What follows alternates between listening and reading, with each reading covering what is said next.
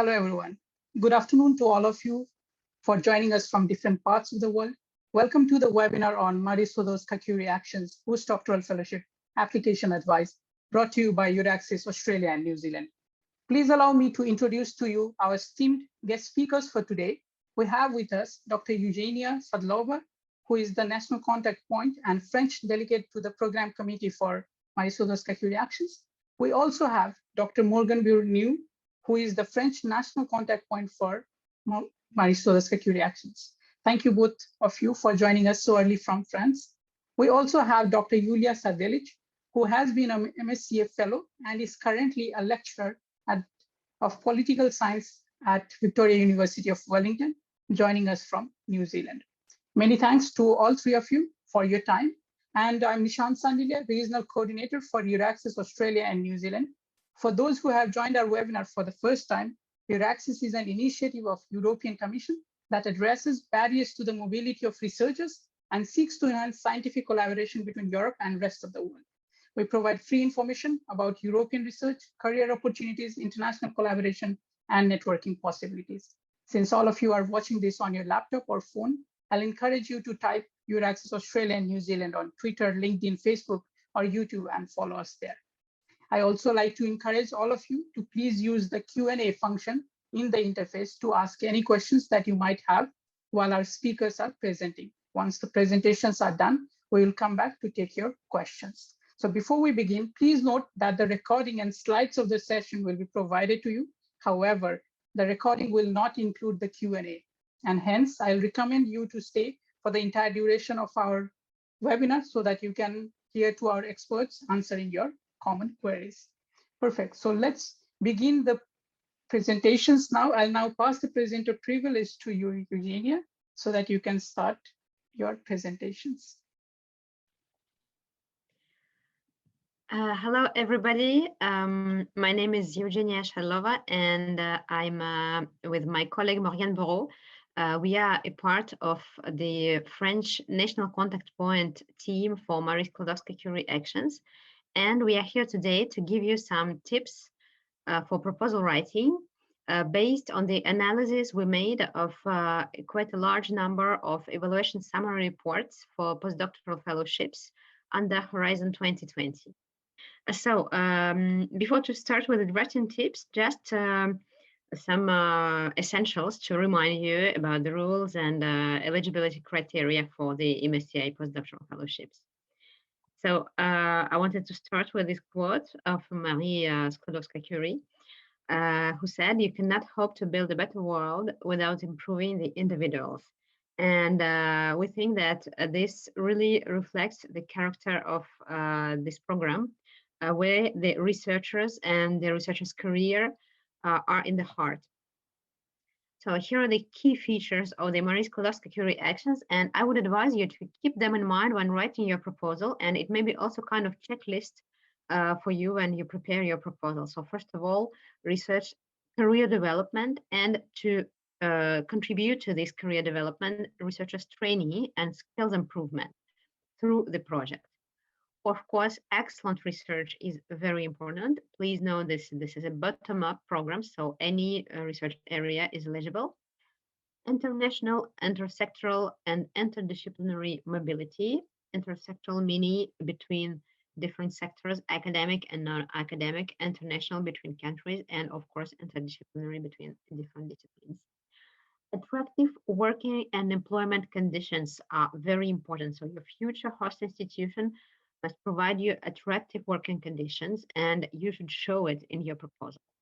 Structuring impact on organizations through excellent programs. So the impact on collaborations between your host institution and probably your current institutions or any other partners you may have inside your project, and collaboration with industry and SMEs, if relevant, could be an added value for your project. So the Marie Sklodowska-Curie program has 6 billion euros budget for the duration of Horizon Europe program, and MSCA postdoctoral fellowships are one of the Marie Sklodowska-Curie actions we will talk today about. So just in a few words, you already had, as I learned, a session dedicated to the rules of this call. So I will not go into details. This is just to remind you the key features of this action. So this action is for postdoctoral researchers to fund individual projects of postdoctoral researchers. Who are postdoctoral researchers under EC definitions? These are the researchers who have successfully defended a PhD at the call deadline. So even if you don't have yet your diploma delivered, but you have successfully defended your PhD thesis before the call deadline, you should satisfy to these criteria and have less than 8 years of research experience after the PhD. This meaning full-time research experience and not just 8 calendar years. So for example, if you had career breaks or work outside research, it would not count in these 8 years. Researchers may be of any nationality. So if you apply for a European fellowship, you may be of any nationality. There are some exceptions for those who apply for Euratom topics and for researchers applying for global fellowships, which would be either EU member states or associated countries nationals or long-term residents. We will also talk today about academic and non-academic sector, just to remind these two definitions. Academic sector includes higher education establishments awarding academic degrees, non-profit research organizations, which primary mission is to lead research, and also international European interest organizations, such as, for example, CERN. And the non-academic sector will include any entity which is not included in the academic sector. So any entity which main mission is not to lead the research. And so, for example, these may be large companies, SMEs, but also NGOs, museums, hospitals, international organizations, public agencies, etc. Which countries are eligible? So here also, just to remind, EU member states will be eligible. We will also talk about associated countries. Associated countries are those countries who signed the association agreement with the European Union, and so they're associated to the program Horizon Europe. Currently, these agreements are under negotiation, but it is very likely that the countries listed here will be associated to Horizon Europe. And there are also other third countries which are not associated to Horizon Europe. And these countries may participate only as a partner organization under global fellowships, or also secondment host for secondments. As I mentioned, this program is fully bottom-up, so all scientific fields are eligible, including now also Euratom areas, and proposals will be evaluated and ranked in 8 scientific panels listed here: chemistry, social sciences and humanities, economic sciences, information science and engineering, environment and geosciences, life sciences, mathematics, and physics. If you get funny, your project can last from 12 to 24 months if it is European fellowship. For global fellowships, it goes from 24 to 36 months, including a mandatory return phase in Europe, which lasts 12 months. The new feature coming with Horizon Europe is that the secondments, which are research stays in other institutions than your main host institutions, may now be implemented worldwide. So you can go, if your host institution is in Europe, your secondment host may be in any country of the world, and the secondments may last up to 1/3 of the total fellowship duration. And another new feature coming with Horizon Europe are the optional additional placements up to 6 months in the non-academic sector. That means that if you have your initial project less than 24 months, you can ask for 6 additional months when you have the same budget for your salary, for research training and networking costs and other budget categories. These 6 months, you will have to spend it in the non-academic hosts to have this intersectoral experience, which is one of key features of the Marie Sklodowska-Curie Actions. And a budget overview that you, I guess, probably heard about the previous session. Just to remind, you have different budget categories. The budget is funded through unit costs, which makes it very easy to calculate and easy to fill in financial reports further. So you have different categories coming to researchers, which are living allowance, which will be actually your salary. Please note that the amount indicated here is the gross salary. So the net salary you will get will be lower than that because this amount will include different taxes. And this amount will be also multiplied by country correction coefficient to adapt it to the living standards in the country where you apply. Then you will have also a mobility allowance and a family allowance for those fellows who have a family, such as marriage or related, or children in charge. You may also have long-term leave allowance. And this is a unit cost that will be mobilized only in case of maternity leave or long-term sickness leave. Special needs allowance for fellows with special needs. And then another category are the institutional unit contributions, which are research, training, and networking costs and management costs that your institution will get and will use for you and the implementation of your projects. For example, to buy consumables, some minor equipment, or to pay different business trips to the fellow. So now just a short overview of the evaluation grid and scores. So your proposal will be evaluated on these three evaluation criteria: excellence, impact, and quality and efficiency of implementation. You can see here that excellence criterion weighs 50%, impact 30%, and quality and efficiency of implementation 20%. So it may make us think that impact and implementation are less important, but please note that impact and implementation together are 50% of the success of your proposal. So please do not neglect these two parts. They are also very important and quite crucial for you if you want to get funded. So each criterion will be evaluated out of 5, 0 being poor and 5 being excellent.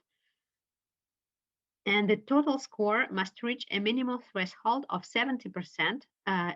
Only in this case, your proposal will be considered for funding. But please note that in the previous calls, actually, you have here the success rates and the threshold. So these numbers correspond to the threshold scores for proposals to be funded. So these calls are very competitive, and even though after 70% you will be considered for funding, usually to get the funding, you must have at least 86% for some panels. It depends actually on the panel, and for some even 95%, as you can see for a co-panel in 2020 for European fellowships. So just based on this, please don't forget that all parts of your proposal are very important, and you should work thoroughly all minor detail of the proposal. Here you have the success rate. The average success rate was 40 and 32%. You have detail, it varied from one panel to another. You have detail here. And if you want more detailed statistics, you will get our presentation, you will receive it. And we put here a links to get more details. So now I will go to the next part of our presentation, and I will leave the floor to my colleague Marianne, who will tell you different tips for the excellence criterion. Thank you, Eugenia. Good afternoon, everyone. So let's begin with the excellent parts of the project. So you will begin with the scientific project. So first, you will have to introduce precisely your project and to describe specifically the state of the art.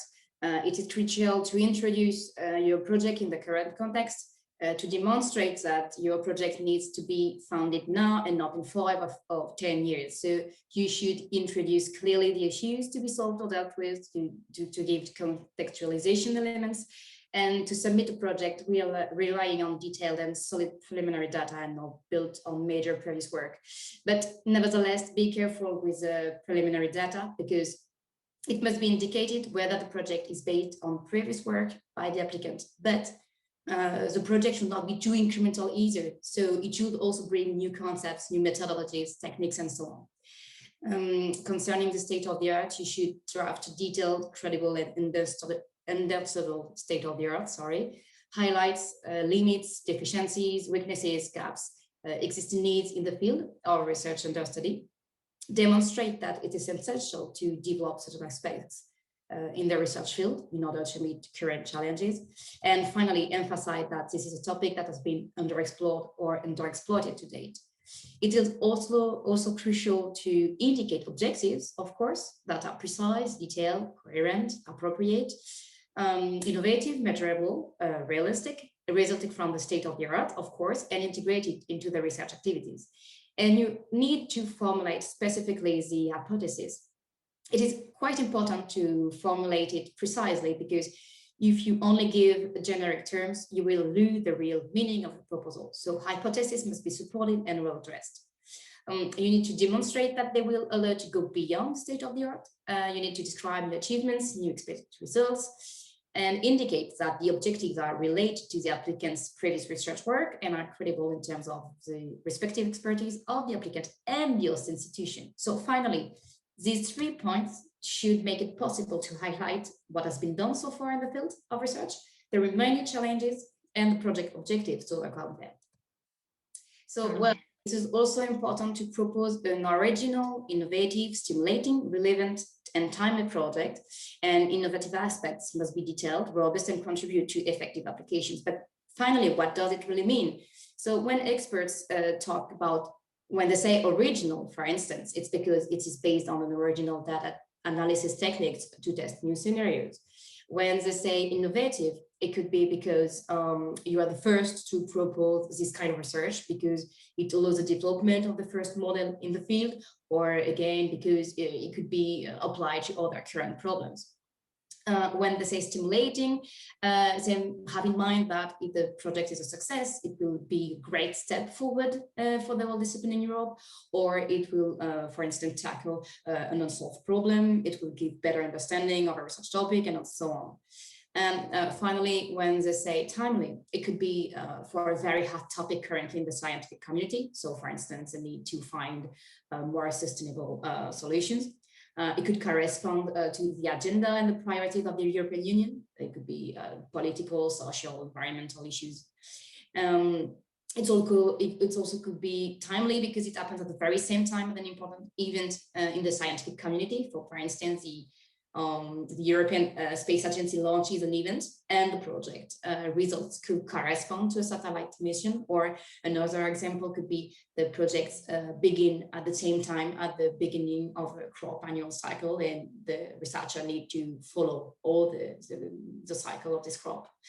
You also need to propose an ambitious but credible and feasible project. So clearly identify the period, outline the steps and strategy to be followed in order to carry out the action, and describe new techniques that make a significant contribution.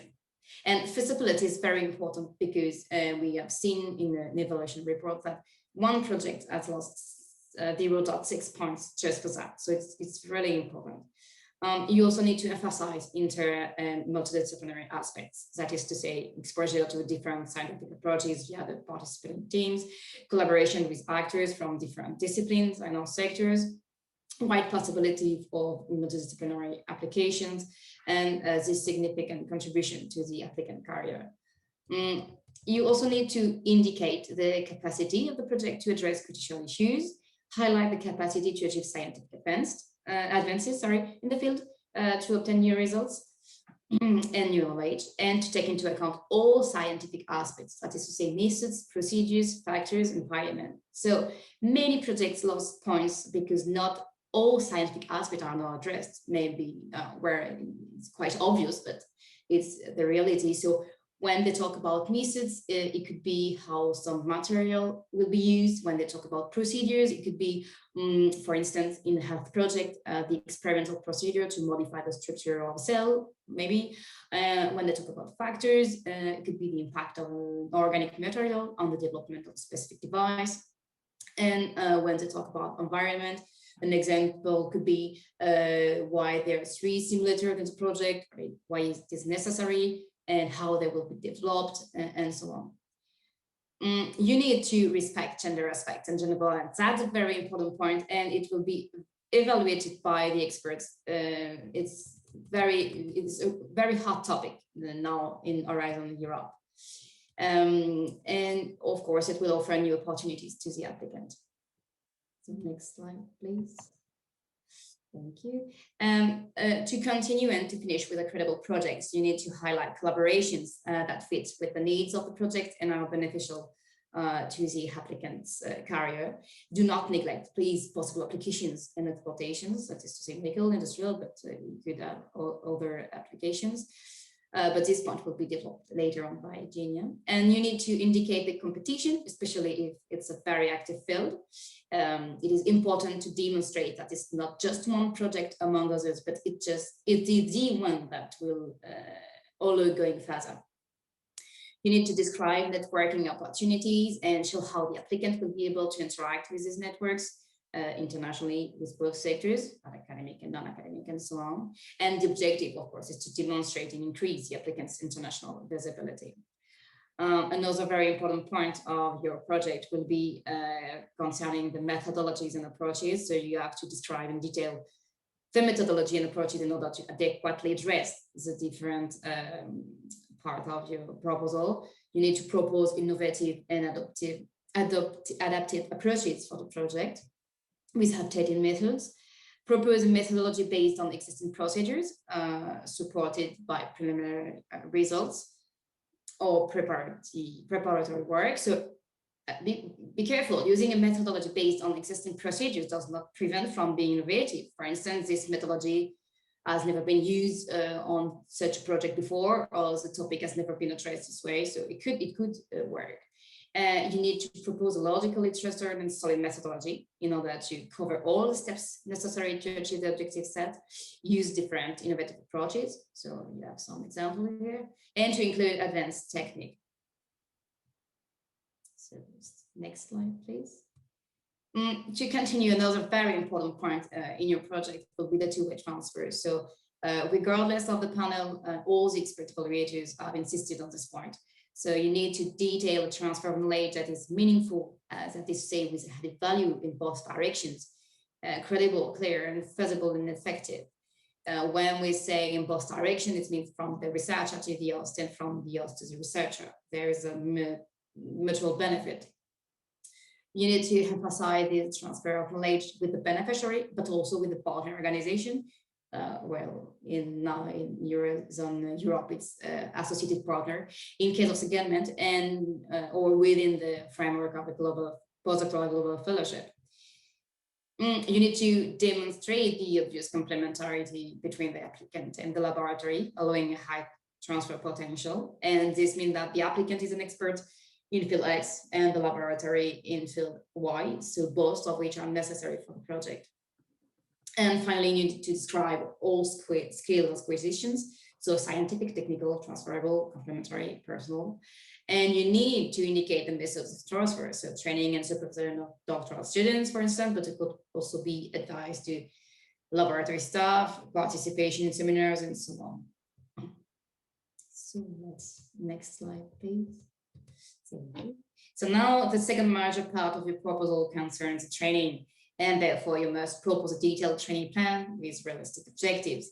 The training should be in connection with the research project, complementary with the applicant's past experience, in line with his or her career development prospects, and innovative, that is to say, includes innovative aspects. In other words, you need to propose a training that is truly in line with the applicant's profile. So you need to describe all training offered, as I said before, and concerning transferable skills, do not only talk about coaching and teaching, please. It could be marketing, management, ethics, communications, intellectual property. So do not talk only about coaching and teaching. Do not forget, of course, to describe the training given during secondment or the outgoing phase of a global fellowship. Moreover, the proposed training has to enable the expansion of career opportunities and prospects, emphasize the strong complementarity between the applicant previous experience and the proposed project. So that is to say, broadening of skills and knowledge, better visibility within the scientific community, network expansion, and credible professional development as a major and independent researcher. So be careful, network should not be limited to secondments. The applicant must be able to benefit from the international influence and visibility of the team and the laboratory. You will also have to distinguish the knowledge and the skills that the applicant will develop in relation to their previous expertise. And this is particularly the case for postdoctoral applicants who want to return in their thesis lab. It is necessary to demonstrate the novelty in relation to what he or she has been able to develop in the past during their thesis in their laboratory, in this laboratory especially. You also need to indicate the planning and format of training courses. You need to indicate if the proposed training courses will be available to external people, and you need to propose a career development plan that will be reviewed regularly in order to put in place corrective measures if it will be necessary. Next slide, please, Eugenia. Thank you. In your proposal, of course, you will also have to show the quality of the applicant, but please, the quality is not only demonstrated through good publications. Here you have a non-exhaustive list that allows demonstrating that the applicant is a good researcher. So I won't read the list, you will have the presentation, but well, there is much more than only publications. And do not neglect any non-scientific skills that could have a positive impact on the project. And show the ability to show initiative, leadership, and recognition in the field. Next, thank you. Again, concerning the applicant, you must demonstrate that the applicant matches with the supervisor, the project objectives, and the host institution. You need to pay very attention to this point because complementarity will allow certain success. Once again, it strengthens the credibility of the project. So previously, we have seen that to demonstrate the acquisition of new knowledge for the applicant. Now the idea is to demonstrate the credibility and the feasibility of the project. And moreover, you need to prove that the background of the applicant is essential to accomplish the research objectives and improve their professional skills. So it is an ambitious project, but it is credible thanks to the previous experience of the applicant. Indeed, the previous experience is very appropriate to achieve the project objectives. You will have to demonstrate that the applicant has the capacity to carry out such a project, and highlight the potential for the applicant to build a solid CV in order to achieve professional maturity and independence. And keep in mind that the career of the researcher is taken into account when experts evaluate the proposal. So to conclude, you need to show that the new competencies and skills acquired during the fellowship added to the previous ones will enable the applicant to reinforce their professional maturity and independence. Well, these two specific panels do not exist anymore, but if the proposal allows the applicant to restart his or her research career or to reintegrate Europe for a research career, here you have some key points. So first of all, concerning the previous career restart panel, you need to emphasize the opportunity to return to a scientific career, to progress in the field, whether in the academic or non-academic sector.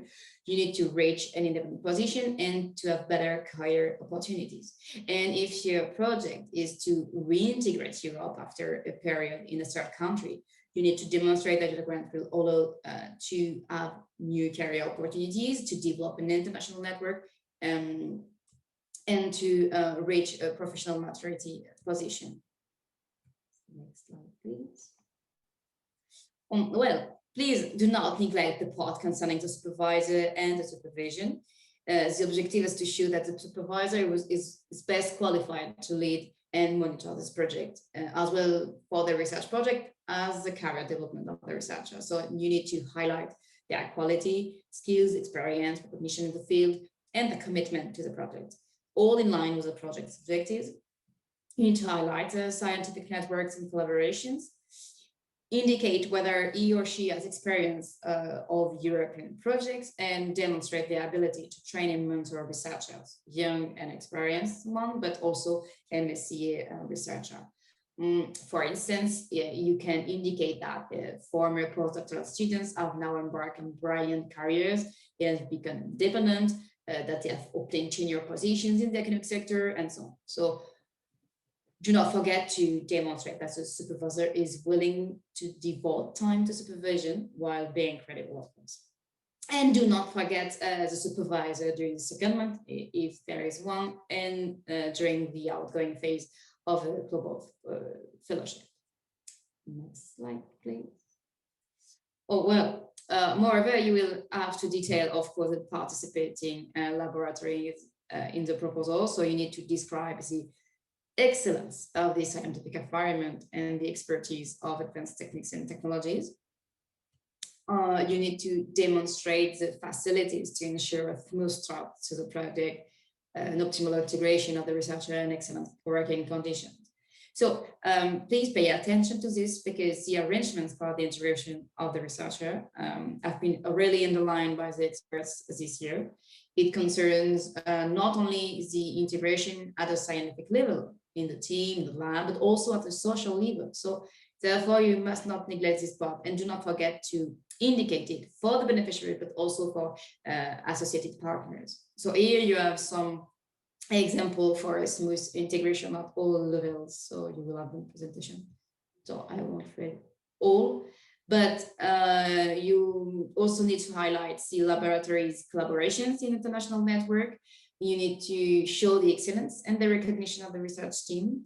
You need to indicate results of the preliminary experiments, and you need to support complementarity between the different participants, that is to say, beneficiary, partner, and applicant.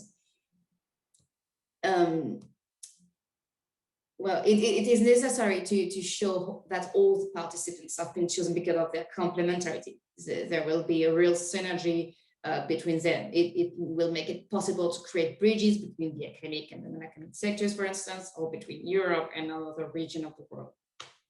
And of course, do not forget the institution hosting the secondments and outgoing phases of the global fellowships.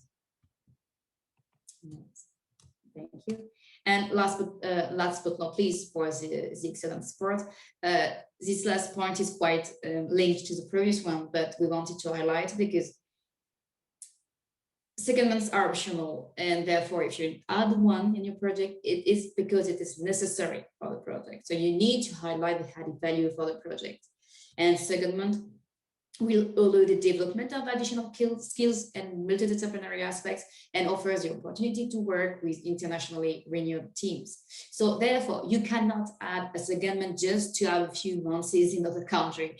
It is necessary for the project.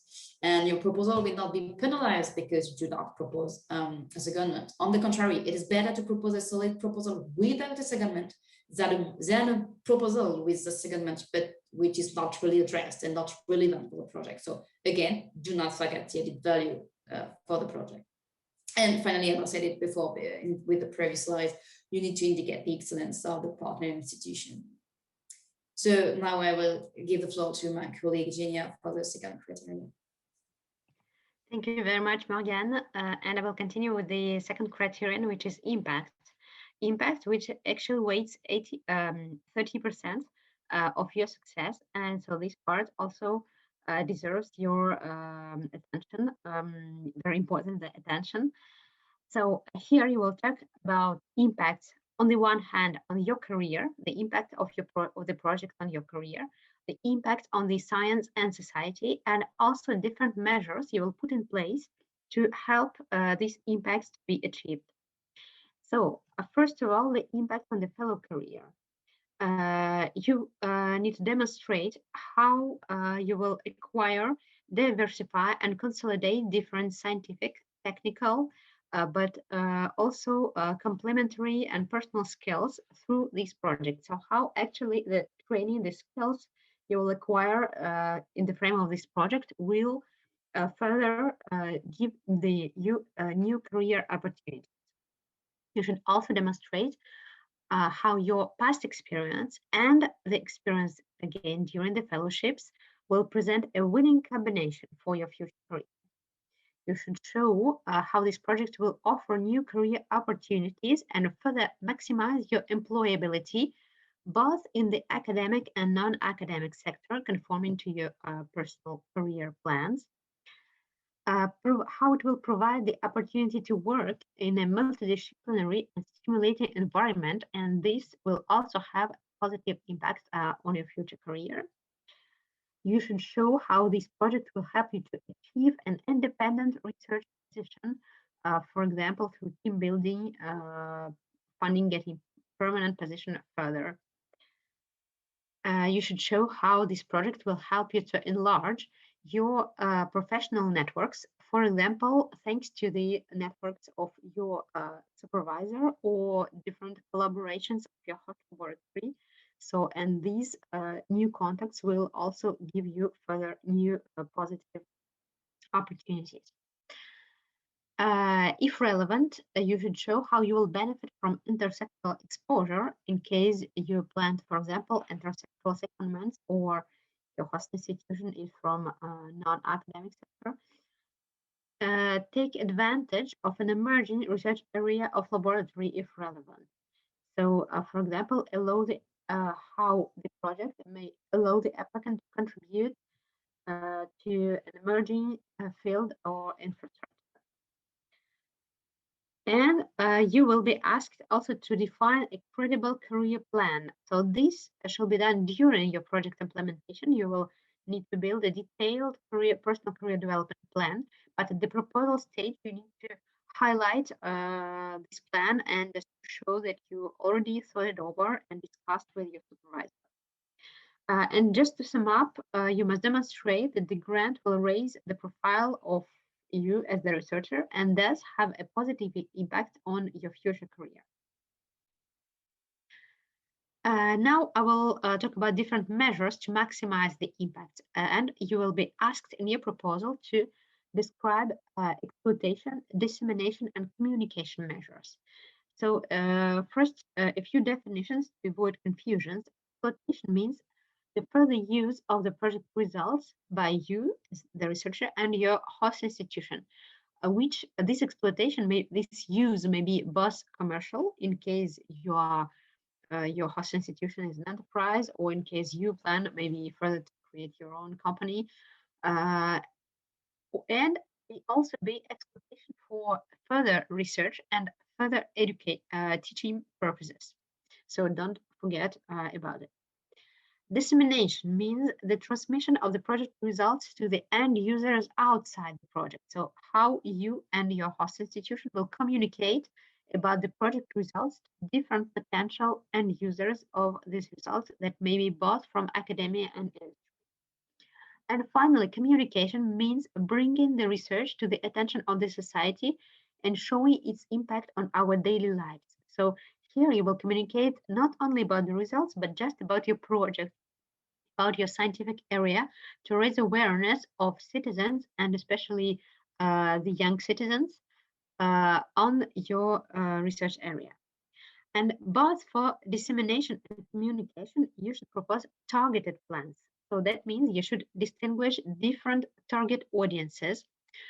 For example, for dissemination, it may be some industrial areas, some type of companies, policymakers in some areas, or research communities in some areas. And for communication, it may be, for example, high school pupils or teachers or citizens, some different categories of citizens, some different socio-economic categories of citizens, not just public at large, because you will need to use different communication actions, communication canals to reach these different target audience. For example, for the high school pupils, it might be social networks, and while to reach other categories of citizens, it may be other measures that will be more appropriate. Just to continue with the communication and dissemination, you should describe the measures appropriate to different target audiences, as I just mentioned. Detail an original, solid, and realistic strategy, and please ask your host institution for help. They may already have dedicated services working on these issues that may help you. They may already have ready communication events where you may just participate, communicate on your project. So don't do it just yourself. Ask your host institution for help. Just to detail a bit more, the activities you undertake to communicate and disseminate the results of your project may be at different scales, local, regional, or national, in different terms, short, medium, or long term. For example, it may also take place after your project ends. Through different channels, newspapers, books, social media, etc. And of course, as I just mentioned, it should be adapted to your target audiences. If relevant, you should emphasize the public involvement and mobilization through these specific actions. Indicate your personal involvement in these activities. And for example, if you already had an experience in communication or dissemination activities, highlighted, it will be a positive point. Finally, build on the existing skills of the services of your host institutions. As I just mentioned, they may have dedicated services, dedicated departments to help you with these activities. When talking about exploitation and intellectual property, I wanted to highlight the following points. So please think about an exhaustive, realistic, and achievable strategy, and again, ask your host institution for help. Describe the different measures for results exploitation corresponding, for example, to different possible use of your results, commercial, research, education. Describe business approach if relevant. Include the results exploitation in the Gantt chart when, so my colleague will explain here further in the implementation part about it, but when you promise something in your impact or excellence part, it should be reflected further in your implementation part. So if you say you will exploit in different ways your results, it should be included in your work plan and reflected in your Gantt chart. Ensure a strategy for technology transfer if relevant. Describe different intellectual property issues, if any. Think about how to protect your intellectual property.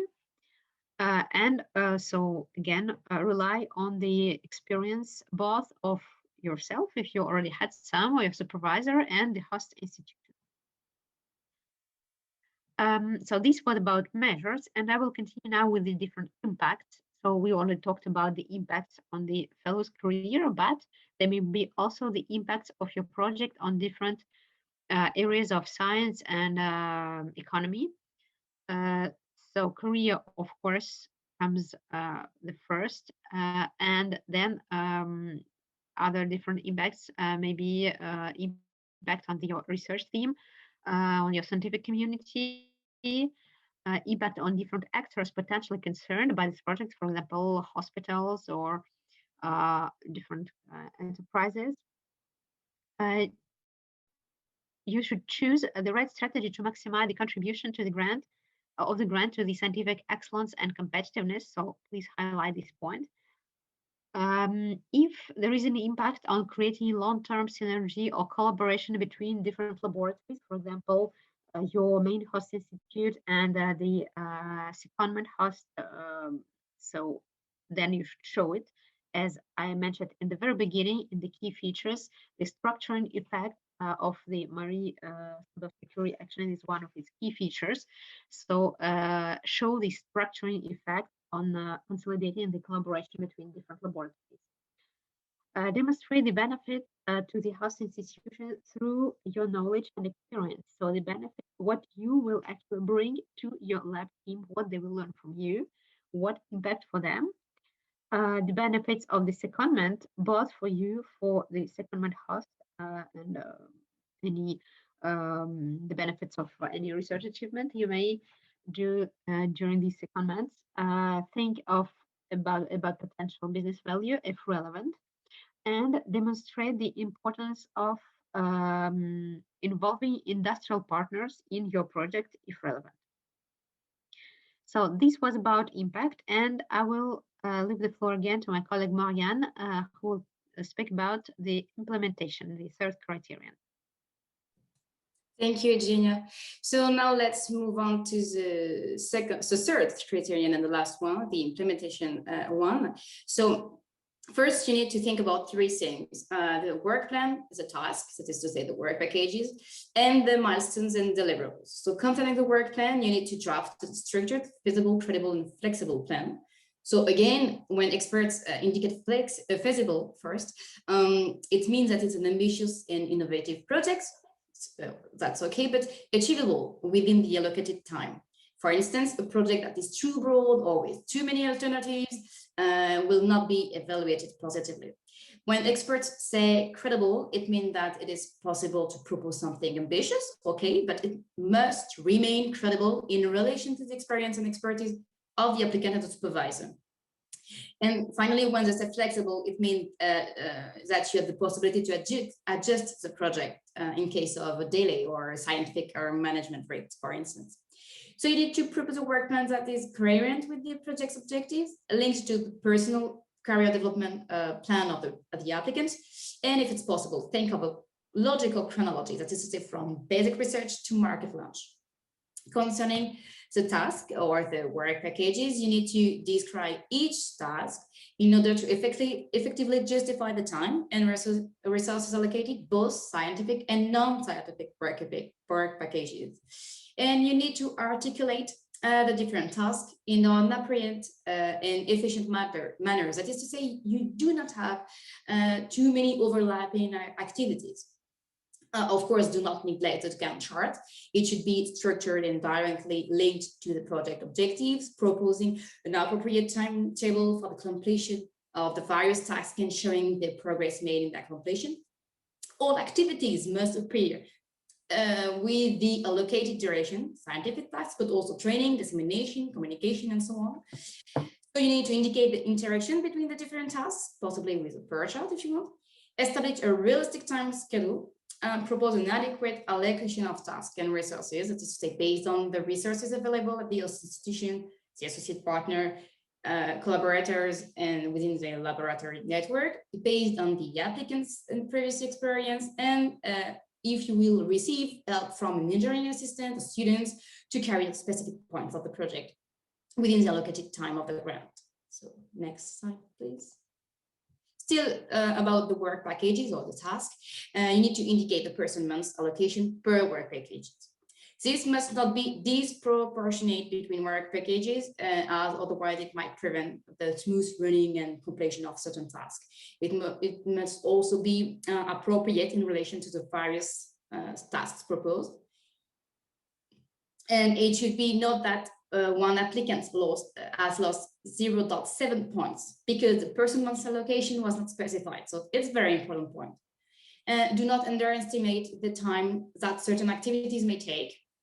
Do not forget a non-technical work package in order to follow non-technical activities such as training, communication, and dissemination, as well as management. And highlight the application contribution and involvement in research and training activities. And finally, concerning the deliverables and milestones, or milestones and deliverables, you have to describe the steps and objectives in a detailed, organized, and realistic manners that meet the expectations of the project. Include them in the Gantt chart, of course, and indicate a sufficient number of intermediate targets to monitor and evaluate the progress of the project, and allow for corrective measures to be taken when problems arise. So to conclude, if the work packages, milestones, and deliverables form a logical chain, This will ensure a credible and coherent work plan and a successful implementation of the project. Next slide, please. Thank you. It is also crucial and very, very, very important to assess and describe the risks that could harm the project, scientific and management one. So do not omit the risk, of course, related to the current situation, and provide for mitigation measures or even plan B. It could be a proof of the applicant's scientific maturity. We have seen this remark in an evaluation summary report, and it will be positively assessed. You must describe the monitoring process. Therefore, you have to indicate the regular monitoring of the project and of the researcher's career development by the supervisors, beneficiary organizations, partners, secondment. So it could be through meetings, reports, and so on. Do not forget the frequency as well as the modalities of these meetings. So you also need to show the experience of the supervisors in terms of project monitoring and demonstrate the interaction between the researcher team and the applicant in order to move the project forward, discuss progress and difficulties encountered and so on, and to ensure, of course, optimal development of the project. So next slide, please. Thank you. Of course, you will have to describe the OSLAD first. So you have to describe the infrastructure, the equipment, advanced technologies made available to the researcher, and if possible, the exclusivity of these devices. Emphasize that all these measures are in line with the objectives and guarantee the realization of the project. And also emphasize the quality of the scientific environment, scientific and experimental expertise, collaborations, networks, international recognition, and so on. And you will also have to describe the host organization. So, and it will be also the case for the postdoctoral fellowship outgoing phase and the settlement. So you will have to highlight the skills, experience, quality, and complementarity with the applicant's activities and product objectives. You need to demonstrate credibility, commitment, real contribution to the project, and effective support for the applicant's research and training activities. You also need to highlight the experience in hosting researchers and all the administrative mechanisms to support them. It's very important. You need to highlight the experience in managing MSCA contract and other European funding. It will be interesting for your project too. And you need to highlight interaction with specific audience, that is to say, patients, associations, pharmaceutical groups, and so on. Do not neglect any group that could be interested by your project. Next slide, please. And finally, we have already talked about the secondment before, but please pay particular attention to demonstrate added value, as we said before, but to emphasize that the partner organization, well, the associated partner for years in Europe, has a research infrastructure, so quality with state-of-the-art equipment and facilities necessary for the implementation of the project activities. You also need to indicate the commitment of the associated partner, and you need to demonstrate that the duration and period of time dedicated to support is relevant and timely. Last but not least, concerning the financial and administrative management of the project, you need to highlight the quality infrastructure available for credible and appropriate project management, to describe the practical and administrative arrangements for the implementation of the project, describe the financial management of the project, and to highlight the services made available to the researcher for effective management, that is to say, various services that could highlight your research and your result, intellectual property, editing, human resources, finance, and so on. And you need to indicate the applicant's involvement in these activities and draw on his or her skills if possible. So I will give the floor back to Eugenia for the last part of the presentation. Thank you very much, Marianne. So we are over with the drafting tips, and just to finish our presentations, a short overview on how to practically apply. So all applications must be done on the funding and tender portal of the European Commission. So this is the place where the calls are published, and this is where you should submit your proposal. So how to apply? You should, of course, first find a host institute and identify your future supervisor. Then you should write the proposal jointly with your supervisor. Register your project on the portal by using the participant identification code of your host institution. So ask your host institute for their participant identification code. The proposal should be submitted by the host institution supervisor, who should press the submit button while you write the proposal together with the supervisor, and it is mainly your proposal. Only one proposal per individual may be submitted. So this is a rule. And in case the same researcher submits several proposals, only the last submitted one will be considered eligible. So after you submit the proposal, you will get the evaluation results in 4 or 5 months after the call deadline. And if you're successful, your host institution will receive funding and recruit you as a researcher to work on your project. So who is involved in the application? So there will be the applicant, you, the fellow, your future supervisor, or the primary coordinator contact that will be identified when you will fill in the in this way, when you will fill in the administrative forms on the participant portal. So please make sure that supervision is an important issue for the European Commission, and this year the Commission has published the supervision guidelines that you may consult. We left you a link here. And also give to your supervisor. The beneficiary, the term beneficiary, is used for your host institution. So this is the institution who will sign the grant agreement with the European Commission and who will get the funding to recruit the researchers.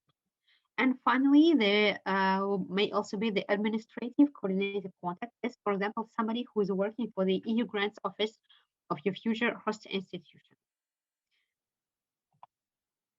So your proposal is divided in 2 parts. There is a part A, which is administrative data that you will fill in online when you register your proposal on the participant portal. And the part B, which is actually your scientific proposal. This is a document you will download, fill in, and then put it in PDF and submit on the portal when it is ready. So just a short overview of what figures in part A. So you use the submission wizard to fill it in. Same principles as in Horizon 2020, if you used to know. The information that will figure in the part A will be researcher information, for example, PhD award date, residence and activity table, and table for your 8 years post PhD limit. You should describe your experience after your PhD. Beneficiary information, the most of information will be already generated through the code, but you will also have to fill in some information concerning your host laboratory, address, telephone number, etc. The gender equality plan is something that will be mandatory for the calls starting from 2022. So your host institution will have to fill it in. Then you will also, the budget will be calculated automatically. You should just check the box in case you are eligible for the family allowance. And in case long-term leave allowance or special needs allowance need to be mobilized. So this can be filled in further. There will be also a ethics self-assessment where you will have to answer a series of questions, and in case you answer positively some questions, you will need to include it in your proposal to describe how you will deal with ethics issues. You will also do the self-assessment, some call for questions, and keywords are also a very important point. You will actually have to select your scientific panel with some keywords you need to choose, and so some free keywords you can put on. And this is very important, and these keywords will actually serve to the European Commission to select the evaluators for your proposal. So please think it over thoroughly. And there will be also, you will need to indicate if this is a resubmission or not. And in the part B, you will have part B1 and B2. Part B1 is actually your scientific proposal. We divide it in 3 parts, as are 3 excellent criteria: impact and implementation. We just presented to you. And this part is limited to 10 pages. And then there is part B, where there is no page limit. which will include your CV, the letter of commitment in case you have a non-academic placement host or for global fellowship for a third country host, information about participating organizations, and information on ethics and security if relevant. Finally, and this is my last slide, here I have some links on different guidance documents that we really advise you to read attentively to avoid eventual ineligibility issues. So the guide for applicants, the MSCA part of the work program and access, the proposal template, the model grant agreement, which explains the rules and what actually will figure further in the grant agreement and the contract your host institution will sign with the Commission. The online manual on how to submit an application that may be useful to you if you have questions about it. There is also frequently asked questions, guidelines on supervision that we advise you to send it to your supervisor, the green charter that you should respect during project implementation. And some, here is also some services that will help you with your proposal preparation. So your first contact to help you with the proposal preparation will be your host institution with your supervisor. And today, most institutions have EU grants offices who provide services to the applicants, who do proofreading, who may even help you with writing some non-scientific parts of your proposal. So please contact them and ask them for help. There is also the national contact. There are also national contact points who may provide you advice and coaching to write your proposal. And if you have some questions about, for example, eligibility or validation of participants, you may contact Research Inquiry Service. You have a link here in the presentation. So I think our time is over now, and so we are a little bit late. So now we will let the floor to the next speaker. Thank you. Thank you very much, Eugenia and Morgan. I think it was a very excellent preview about everything that an applicant needs to understand before applying to this MSCA fellowship. Before I move on to the next presentation, I'll encourage all of you. I am seeing that there are quite a number of questions. Please feel free to write your questions in the Q&A function so that we can come back later to take all of the relevant ones. Now, of course, we also have the privilege of having a successful MSCA fellow with us today, Eugenia Shadlova, who is currently a lecturer at VUW. And now I'll pass it to Eugenia, and she will explain to you why she applied for an MSCA fellowship and how she did it. Over to you, Eugenia. Okay, excellent. Thank you very much, Nishan, for giving me the word, and thank you very much to Eugenia and Morgan for like a very fantastic presentation, which I would recommend to everyone to follow in very much details, because they really explain very well how can you be successful in applying to the Marie Curie postdoctoral fellowship. I'm gonna be maybe a little bit shorter, but I'll give you my perspective on how I applied and how my application was successful. I'll start sharing my screen. This is like from the last, for some reason, from the last slide. Let me see if I can go. Just a second, I'll stop sharing and try to share once again. My apologies about this. Okay, this I hope will work now.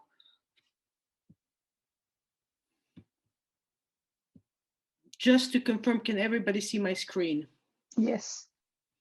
Thank you very much. Okay, the title of the presentation is why I applied for Marie Sklodowska-Curie individual fellowship and how I did it. So as I was already introduced, my name is Dr. Eugenia Shadlova, and I'm a lecturer in political science at Herengawaka, Victoria University of Wellington. So just to like give you a little bit of an overview about me, and like I'll talk about one thing that like I think wasn't so much discussed, also about mobility rules about the fellowship. So basically, before I started my Marie Curie fellowship, my supervisor was joking that I was like an academic nomad. So I finished my PhD in 2013 in political sociology at the Faculty of Arts at University of Ljubljana. I'm Slovenian by nationality. And my PhD was about basically in the in the context of nationalism and minority rights studies, and especially focused on the position of Romani minorities. In my PhD, I was particularly looking at how the position of Roma minorities changed after disintegration of Yugoslavia.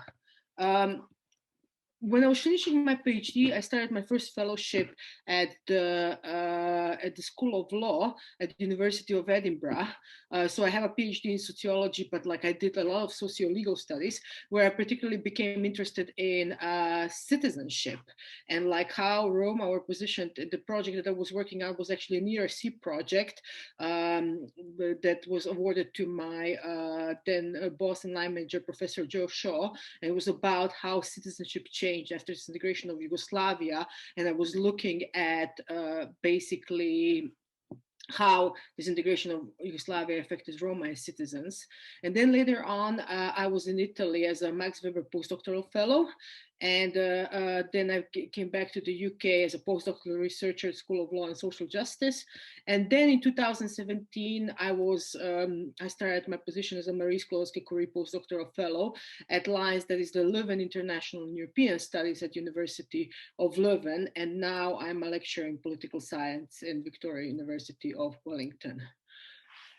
Just to explain, okay, so I will try to explain from my experience, but I hope that like also people who are applying from other fields. I'm a sociologist who works in the field of law and political science, international relations. So I hope that you'll be able to extrapolate from some of my experiences, what I believe needs to be done for the successful application for the Marie Curie Sklodowska Fellowship.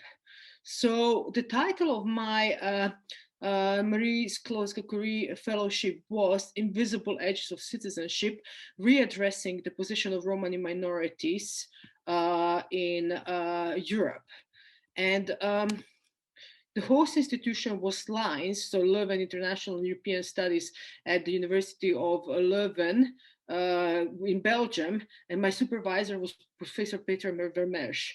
All this is important because basically what I was looking at, we had a very good compatibility with Peter because he's one of the greatest experts on the position of Roma minorities in Europe.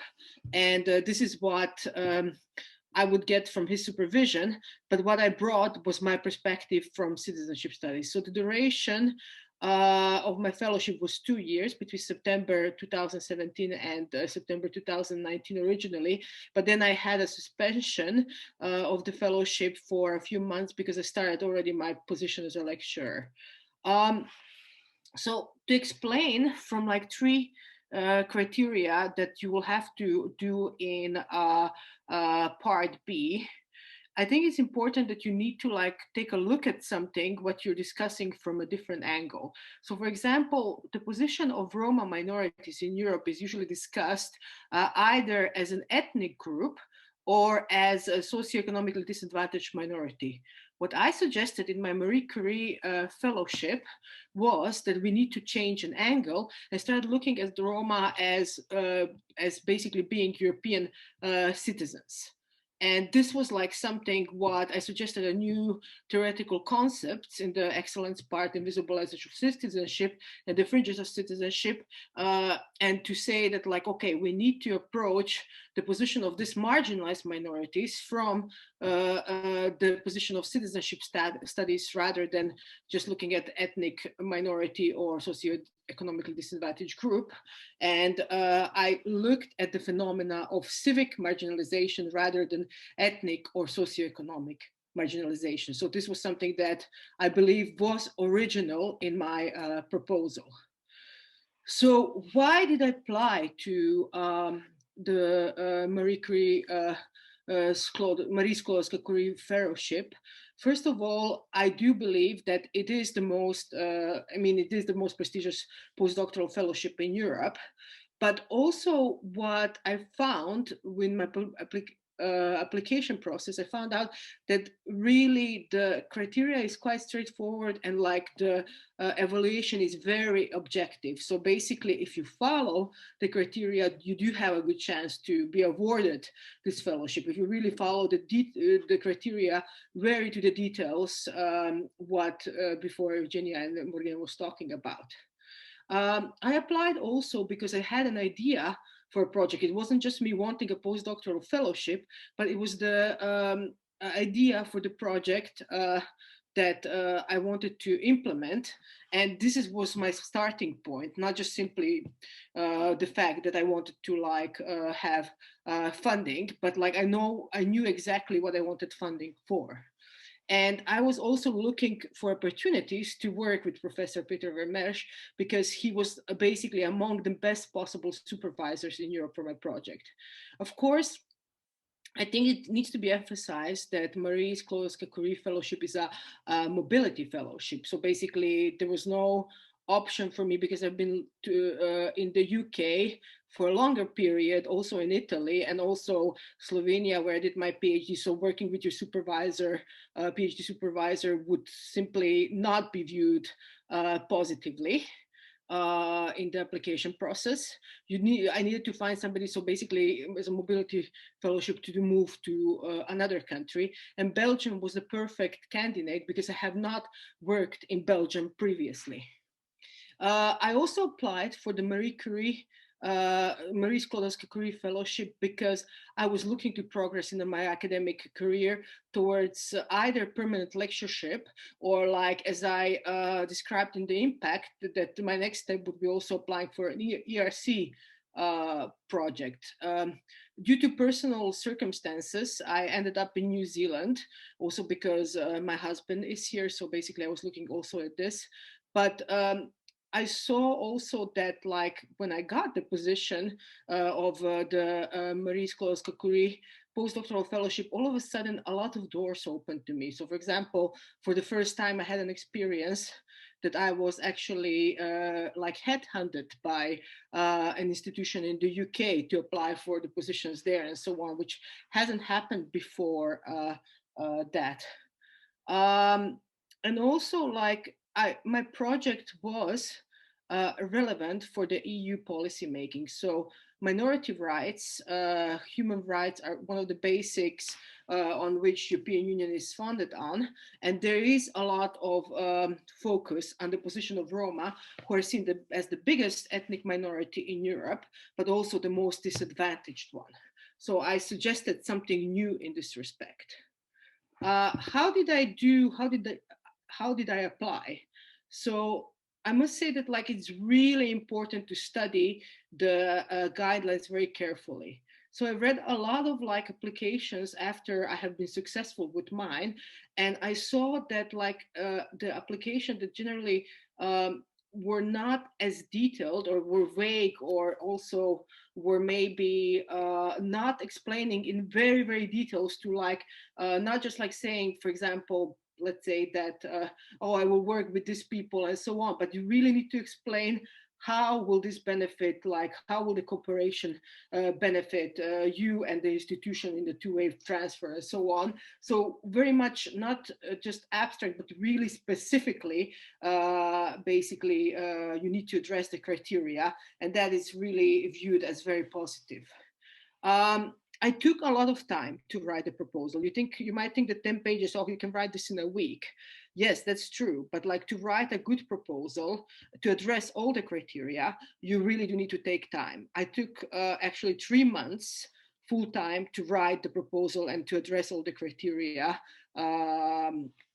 in the part B, as Eugenia and Morgan explained before. So really do take time. Do not take like, it's very difficult to get this fellowship, I believe, if you just say, okay, I'll sit down for a weekend and write this 10 pages.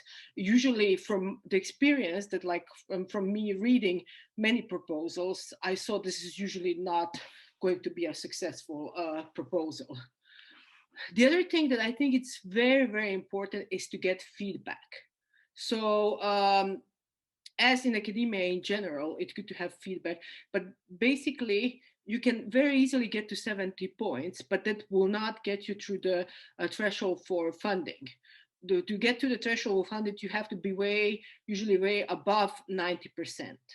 So get feedback from other former Marie Curie Sklodowska fellows to your proposal, because like this is something what I believe took me over the threshold with the proposal. Also, make sure that you do have institutional collaboration with offices like that was mentioned before, but this is really very valuable because they can read your proposal, but also give you like certain feedback on what successful applications have included before. So make sure that you like do the collaboration with like EU or international offices. This is what I did. So University of Leuven is very successful in obtaining Marie Curie fellowships, also because of this like institutional support. So not just scientific support from the supervisor, but also support like institutional support that gives you like, okay, for example, when you talk about intellectual property, many institutions actually have very defined what does it mean by how this intellectual property is going to be used and so on. That helped me enormously. So basically, do not shy away from the feedback of other Marie Curie Sklodowska fellows, but also do not shy away from the comments that you might get from the institution where you're applying at. So I think that was very important for me. Also, like what was very important is, like I said before, be very concrete. So basically, everything needs to be defined in very much many like details. You have limited space, but if you're precise and clear, your application will have more possibility of funding. So basically, vagueness is not looked upon positively. It has to be really concrete. It has to be on one hand, achievable, but on the other hand also has to be quite go beyond the state of the art. If I continue, the evaluation that I got, I applied in 2015, and in 2016 in January the results were out, and I believe I made a mistake. It was like 92.2 was the threshold for financing. I got the 94.8. And like the evaluators said something like in the excellence part, that the leading idea of the project is brilliant, challenging the established knowledge of the subject. But like on one hand it was that, but it was also achievable. And like the main, I'm very happy to say that like the main outcome was just published. This is my book, The Fringes of Citizenship, Romani Minorities in Europe and Civic Marginalization, was published by Manchester University Press. And I also got very good reviews for this book. And after my Marie Sklodowska-Curie fellowship, before that I was mostly on research positions. And after that, I have started my first lectureship in New Zealand, also because of personal reasons. Otherwise, I would have stayed probably in Europe. Okay, I will stop here, but I'm more than happy to answer any specific questions anybody might have. So thank you very much for your attention. I'm also happy to answer questions via email if somebody remembers any of the questions. Thank you. With that, I think please join me in thanking our speakers for today, Eugenia, Morgan, and Yulia. I'm sure our audience got a lot of useful insights from all of you. We are really optimistic that there will be an increased number of applications from the region in 2021. To wrap up, please allow me to reiterate to keep an eye on our social media platforms to get notified of such informative webinars in the future. With that, we come to an end to today's session, and signing off for today and wishing you a good week ahead. Thank you very much, all of you. Thank you for joining. Thank you very much for inviting us, and good luck to all candidates. Thank you very much.